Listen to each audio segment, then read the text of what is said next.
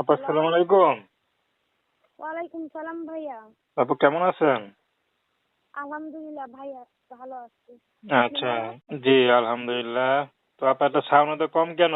খাওয়া দাওয়া করেন নাই? ভাইয়া খাওয়া দাওয়া বলতে রুটি খাইছি আর চা, বুঝছেন? আচ্ছা, তো আপনার নাম কি? ভাইয়া আমার নাম হাসি। হাসি। জি জি। বা খুব সুন্দর নাম। তা হাসি তো জীবনটা তো মনে হয় খুব হাসি খুশি ভাবে কাটাচ্ছেন নাকি? ভাইয়া নাম হাসি হইলে কাজে তার মিল নাই, বুঝছেন? কারণ খুবই গরিব ঘরের সন্তান তো, এর জন্য সেরকম হাসি খুশি থাকতে পারি না। আচ্ছা, ফ্যামিলিতে কে কে আছে একটু বলেন আপনার জীবনের গল্পটা আমরা শুনি।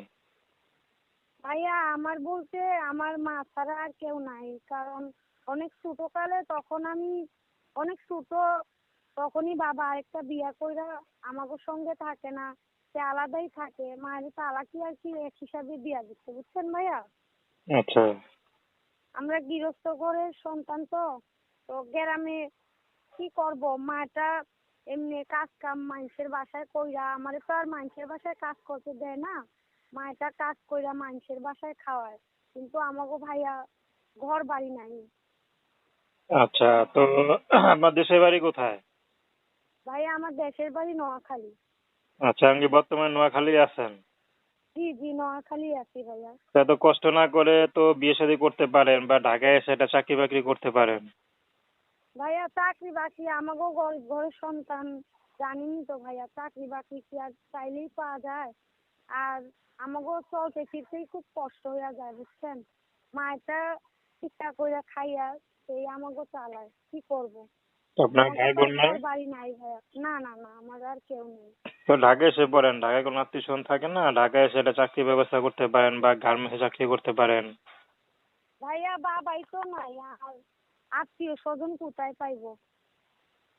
আচ্ছা, তো এখন কি বিয়ে শাদী করবেন না পরে করবেন কোনটা? ভাইয়া যদি সেরকম পাই একজন, যদি সে আমার দায়িত্ব নিত, আমাগো অবস্থা দেখা যদি কেউ আমার বিয়া করতে চায়, তাহলে অবশ্যই বিয়া করব। তো আপনার কোনো আর পছন্দ আছে নাকি? ভাইয়া পছন্দ বলতে আমি এমন একজন মানুষ চাই যার বিয়া করেন নাই সেই রকম মানুষের দরকার নাই, যে বিয়া করছে বউ নাই কিংবা বউ মারা গেছে, আর বাচ্চা কাচ্চা থাকলেও আমার কোনো সমস্যা নেই ভাইয়া, বুঝছেন? আচ্ছা, বাচ্চা কাচ্চা থাকলেও তাদের আমার বাচ্চা হিসাবেই চোখে দেখবো, কখনো কারোর সঙ্গে খারাপ আচরণ করবো না, এতটুকু কথা দিলাম, তো বুঝছেন প্রেম ভাইয়া? ভালোবাসা করছেন নাকি? না না না না, কেন? প্রেম ভালোবাসা বলতে এইসব কিছুই হয় নাই ভাইয়া। আচ্ছা, তো আপনার সাথে কিভাবে যোগাযোগ করবে?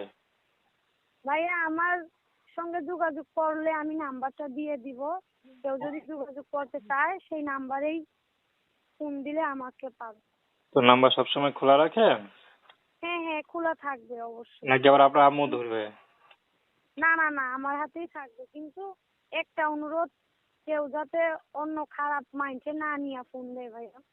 আচ্ছা, তো দর্শক এই আপুর সাথে যদি যোগাযোগ করতে চান তো তার নাম্বার কিন্তু স্ক্রিনে দেওয়া আছে।